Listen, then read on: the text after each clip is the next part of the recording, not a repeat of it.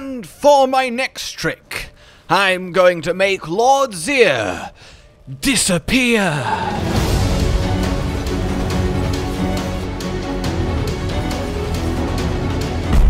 Oh yes, this might be better than ball lightning. Hello, my fellow sorcerers. How were you enjoying your day-to-day life of being the gods of Diablo 4, looking down upon the other classes, knowing that no matter what, outside of literal exploits and bugs, they cannot come close to our mighty lightning power? But what's better than being a thunder god? Well, maybe becoming an ice one too, just for the fun of it, really. Yes, I am very happy to tell you that Ice Spikes in Season 2 is absolutely, completely, utterly busted in the best of ways. I mean, you're actively seeing it annihilate Uber Lilith, and you will see it contemptuously breeze through this random tier 76. I am very excited and proud to present to you, well, the build that I have come up with to make this happen the way that it do. The damage output is, and I apologize in advance for my language, I don't say this often, nutty cuckoo bananas. But more than that, the survivability outside of just your raw tankiness, of which you have maximum, is crazy because every enemy is permanently frozen, so they can't hit you anyway, while also being able to spend most of your time just immune to damage if the previous couple things weren't enough. You never run out of mana, and you can just quite literally sprint and teleport through every dungeon, dropping a blizzard on every pack of enemies, and then watching them absolutely explode for millions of damage as nuclear ice spikes rain from the sky. It's kind of ridiculous that it actually is this good. The new Sorcerer unique Blue Rose is a big part of the reason it is this good, and I'm so excited it exists. But there's a few other changes and cool little synergies that I've put together and experimented with that just kind of tip this over the edge of the breaking point, or I should say rockets over the edge of the breaking point, and essentially you're just left outputting more damage than you could ever need for any of the content in the game without even having to think about it. You just cover everything in blizzards and move on with your life. You don't have to aim, you don't have to be precise, you don't have to have a care in the world.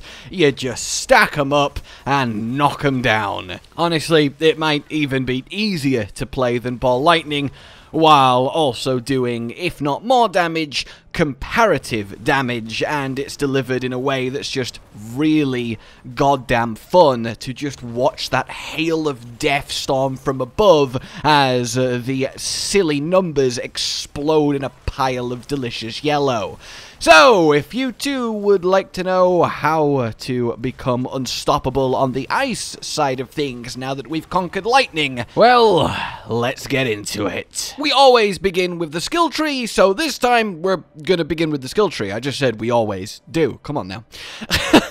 2 points in to Firebolt, as, yes, for the first time in a while, we will be using it as one of our enchantment slots for all of the burning and namely crit synergy that gives us, because it's quite frankly just too potent for ice spikes and vastly outperforms essentially anything else that we could be doing with this enchantment slot, and gives us an extra Paragon board to really care about. So yeah, I'm not too upset. It is actually now a choice to use it as opposed to mandatory in every build, so it feels a lot better and more fun than it did. Moving on down to your cores then, get your 3/3 in potent warding so you don't die to the big elemental booms, and then pour 5 points into ice shards, which will make up our second enchantment slot to fire them out for free against frozen enemies, just to stack up that extra damage. It's nothing crazy, but it is just nice to have, and because of that we go into enhanced and then greater. We don't need destructive because because all of our enemies will be vulnerable all of the time anyway, so it's just a waste. To your defensives then, it's a bit of a classic, all 4 of them for Flame Shield over to Shimmering, Teleport over to Shimmering, Ice Armor just by itself, we don't need to improve it, it's basically just there as the next best button to put onto our bars after the other 5 main buttons, and of course isn't the worst for survivability, and hey, it's more barrier synergy. Then we get Frost Nova, and here you can actually make a choice, because there's 2 choices.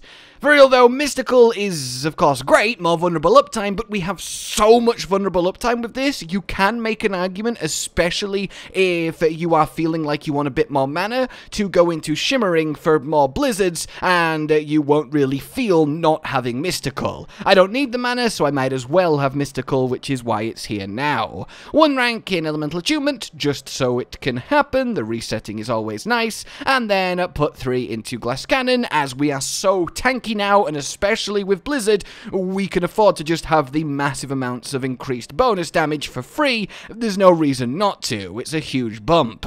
To your Conjuration then, where we just grab the extra bit of lucky hit, which is very useful, and then the usual double defensives in Mana Shield for permanent damage reduction, and Protection for constant barrier synergy, and, well, not dying because you have a constant barrier. Then to the Mastery, we get ourselves all 5 ranks of Blizzard, where it actually starts to hit quite hard itself, even without the ice spikes forming in it, and then take it to Enhanced, and finally Mage's Blizzard, so it does last longer when we cast it high on mana, which we will be doing a lot of the time. 1 rank in Inner Flames, just to get to the Devouring Blaze for that increased critical strike damage. You will really feel it, and you will really want it, and of course this is half the reason that we are going into Firebolt, the other half being the Paragon board. This build is all around critting often and hard with your ice spikes.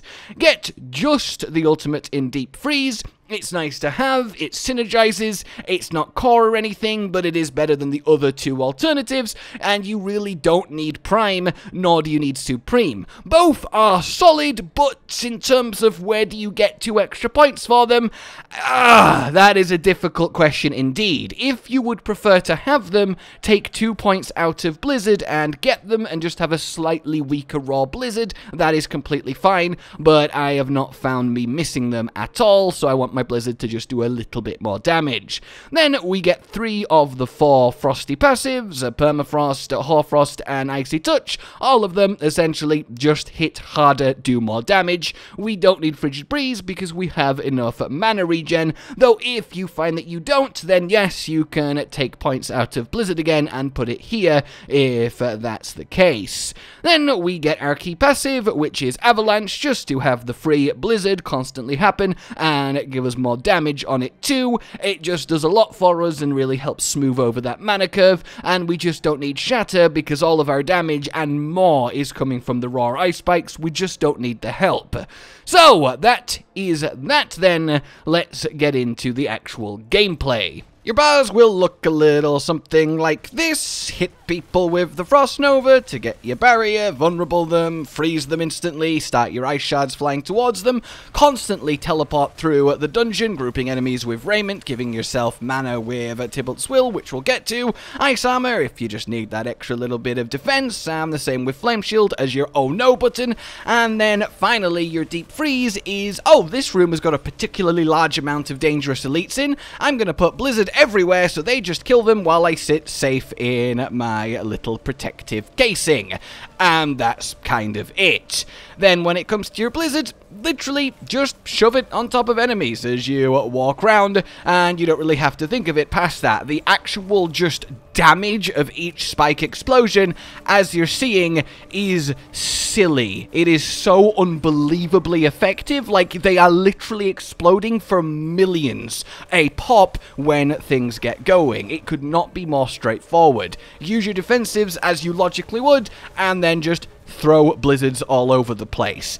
easy. And you can see that that's exactly what I'm doing in the Nightmare dungeons, and it is working beautifully. As a special note against bosses, a lot of the unique bosses have this "I'm appearing and spawning, soon you will be able to damage me, and oh my god, you've stuck 15 blizzards and I'm already dead," as in the Lord Zir example. So yes, stack blizzards on top of wherever you think a boss is going to spawn, and by the time they are damageable, you will have so many ice spikes going, ramped up so hard that you will delete them from existence, and that is so much fun.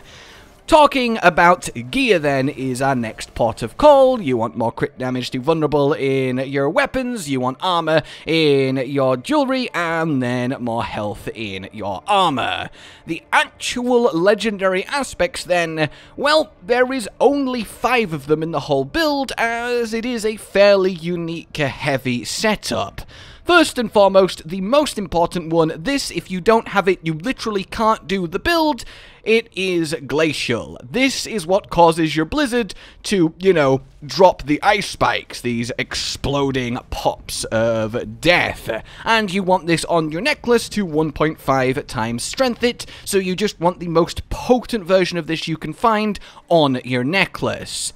Then you want yourself Piercing Cold, so your ice shards from your enchantment, when they fly out and hit the frozen enemies, go through them and hit more enemies. It just makes them that much more effective, and it's kind of pointless having the enchantment without it. Then you want Conceited, as it's just the single greatest pure damage increase, because you permanently have a barrier, so it's just permanently a huge increase. Then we get Frozen Tundra. This is very much important too, as it makes the ice spikes have that 50% larger radius. Yes, the extra ice spikes while you're in deep freeze are nice, but not important. It's all about that radius. That means when we have this little blizzard circle, every ice spike that forms is going to hit practically everyone in it, and it's a huge bump to your DPS. Notably then, as you want the usual one-hand and focus just for the pure attack speed, the extra cooldown reduction on your focus, but you are looking for a dagger instead of a wand. We don't need the extra lucky hit that the wand gives, and the extra damage to close enemies, 30% here, is more effective, so do go with a dagger for this one. We'll get to actual affixes soon. Lastly, on generic aspects is your required disobedience, so you don't just get evaporated by a random high level melee auto attack, and it has to go on your helmet because the helmet is all that's left.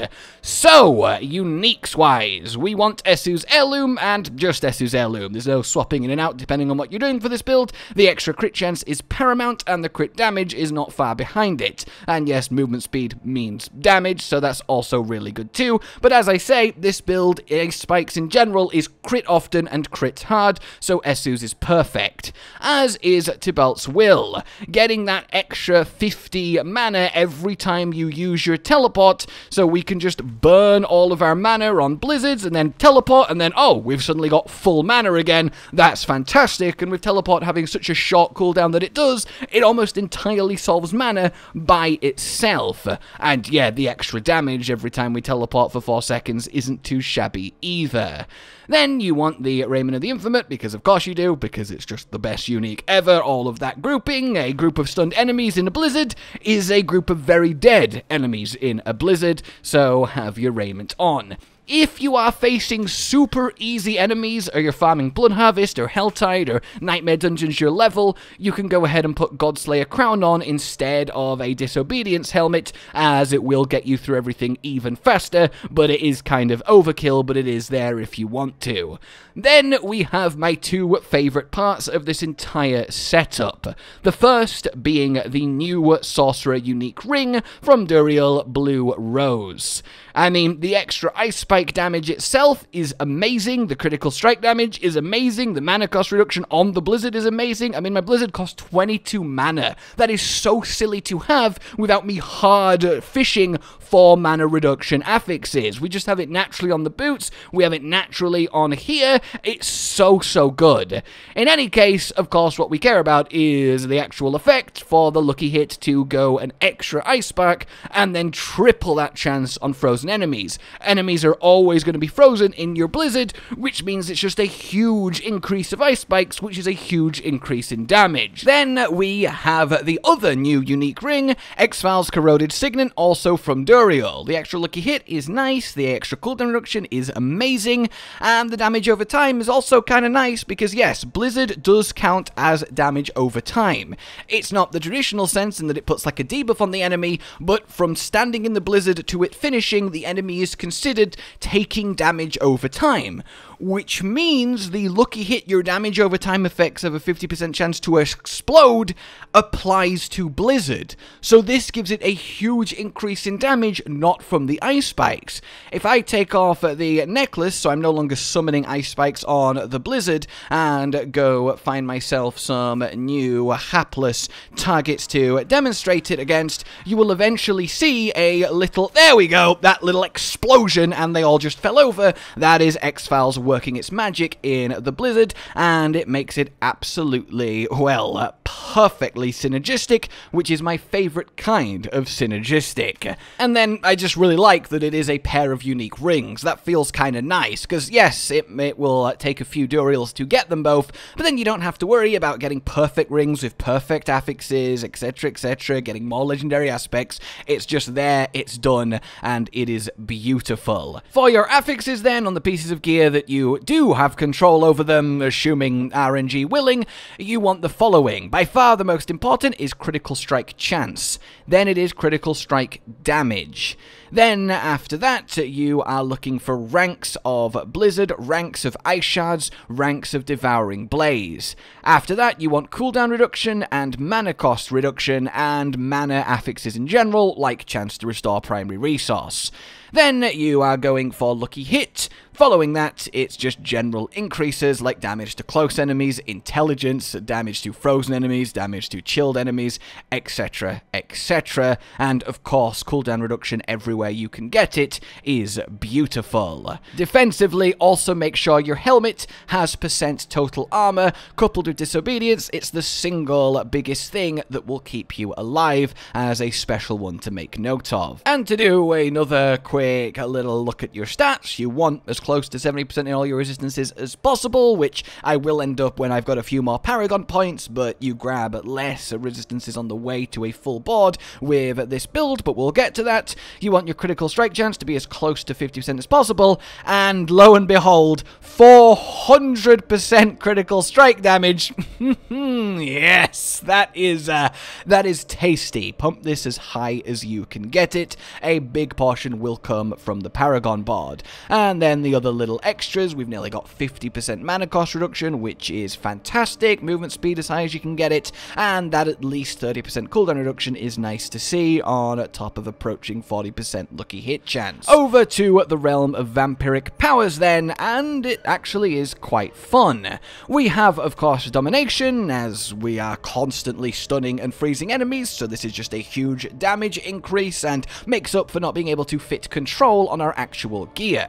We also then want Ravenous, because it's just a colossal amount of attack speed, and being able to put blizzards down lightning quick is actually really potent and really stacks up. I mean, literally, the more you can get on one spot before a boss is targetable, the faster you will kill it. This is just nuts in essentially every build that doesn't channel in the entire game.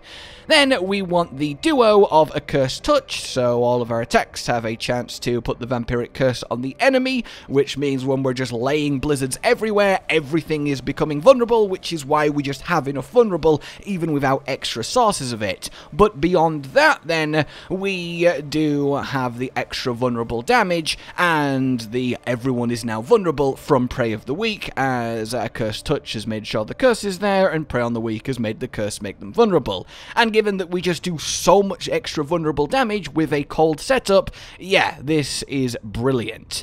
Lastly then, I have gone for Flowing Veins, so the Blizzard itself does 60% more damage to the Vampiric Accursed Touch enemies, but truly this last slot is flexible, and you can go with literally whatever you like the look of and can get the packs for. If you want something a little bit more defensive, you can go for it, but I really do like the Flowing Veins here. So all that remains then is our Paragon board, and this one really is quite awesome. It adds such a surprising amount of damage, at least perhaps even more than Ball Lightning's Paragon board adds. So we want to start on the first board, because of course we have to, and grab yourself Elementalist alongside the magic nodes, and also on the other side too, get that resist to all elements. Don't skimp on them or the extra max life, it makes a huge difference to your survivability.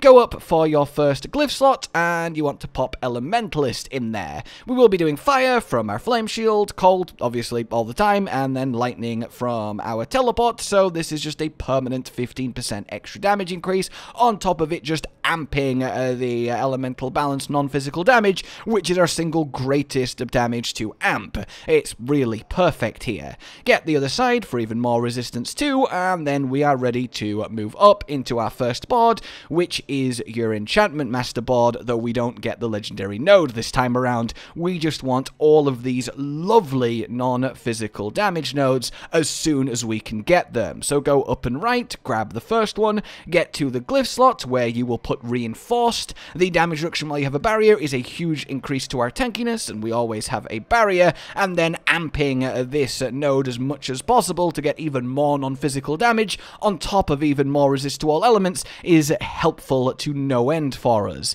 Get the magic nodes around it, and then come up left, grab more Elementalist, and then connect diagonally over to Ruinous here for even more non-physical damage. Then head right from the glyph into our next board, which is a board we've probably not seen for a while, but it is an old friend, the Burning Instinct board. The Firebolt enchantment means everyone is a burning, so head straight down and get the glyph slot, and in here is where destruction goes. This is where a big portion of that crit damage comes from, 150% of it. Yeah, whack this in, get it to level 15, pick up every single bit of dexterity you can around the place, and enjoy the results. Of course, get Cinders too for more damage to the burning enemies, and mainly the intelligence from this is most useful, but hey, the extra fire resist is nice too, as is the extra damage from coming up here and getting kindling before we move on, and the surrounding magic nodes. Then we get to probably the board with the single biggest impact. It is your Icefall board in this orientation from the south of Burning Instinct. Go straight down and first get Polar Rime for just the more damage to chilled enemies and more sweet non-physical damage, as well as the rare nodes around it. Then you can either go left to the glyph or right to the legendary node. If you have enough points to do both, then obviously the choice doesn't matter. So first we'll go down and left to the glyph slot, get Frosts over here for even more damage to chilled enemies, the magic nodes around it, and then the damage reduction from chilled enemies is really nice too. It's one of the reasons this really is so tanky, because we get a lot of this. And then the glyph here is the new glyph, Stalagmite, increasing your ice spikes damage. I wish this was higher than the level 1 that I have it, but even now it has a huge impact, mainly for that extra 10% crit chance on ice spikes. This is a huge deal for us, and you want to get this upgraded as soon as possible, and then get all of the intelligence you can in range. Then we go back up here, take the other path, grab this little cluster for more damage reduction. I will get this one when I do have the point, and then down to the legendary node for another 15% damage to vulnerable enemies, or 30 if they're frozen. Our enemies are always frozen, this is delicious. Then we go past it and get the final extra bit of just pure cold damage, which is really good, and getting that extra cold damage will synergize with our next and final board. I am level 90, so I've got like another 37-ish points to go. You're going to want to go up here and connect on the right, where you will get your Frigid Fate board to eventually get to this legendary node for another, at least currently, 25% damage, but eventually you'll be able to pump it up to the capped 30%, which is great. You want to attach it in this orientation, go straight out here, come down, grab all of this sweet vulnerable damage, then go up and across to the glyph slot, which we will get to in a moment, and then go up and get weakness and top of all of the magic nodes around it, then continue up and round and grab that frigid fate, and then we can also go straight up and get some more damage reduction from vulnerable, which is really worth having too. Also grab the extra intelligence from here, though it's not as key. And by that point you will have used the vast majority of your points and be looking fairly complete. If you need a few more points to spend, it is worth going back to Burning Instinct and going up here just to get this damage reduction from elites and a little bit of extra armor just to really cap things off defensively. The glyph then that should go in here is either Adept if you are clearing nightmare dungeons and you're facing lots of weak enemies. The extra area does help, but if you're fighting bosses, you don't want this on because you want the blizzard and therefore the ice spikes to be smaller and more concentrated. And if you are fighting bosses, well then you want control for when you get that stagger and can absolutely pump the damage. You can also just put control in general if you can't be bothered switching glyphs depending on your fight, or if the boss is one that you will just kill before it staggers, then put in your exploit to amp your vulnerable damage even more, and you can just leave that one there too. So, there we have it everybody, the peak, min-maxed, incredible, perfect version of Season 2 Ice Spikes that not only gives Ball Lightning a run for its money, is in the contention for also one of, if not the best builds in Diablo 4 in Season 2. It is nutty how good it is, how high and fast the damage ramps, how comfortable it is to play, how tanky it is, how fast it is. It's just a good time to be a sorcerer in every single way. I will see you next time with even more glorious builds to try, but for now, like if you've enjoyed this, subscribe and hit the bell for more, consider supporting the future of the channel on Patreon down below, and until we meet again, a goodbye. Josh, Cotton, and Hollow with the videos, dropping the humor like a hammer on your tippy toes, bringing entertainment on a daily arrangement to take our insanity and turn it into entertainment. Yes, I said entertainment twice, to reiterate that it is nice to look into your faces on a mostly daily basis when you let us in your homes to make the whole world a stage. Goodbye.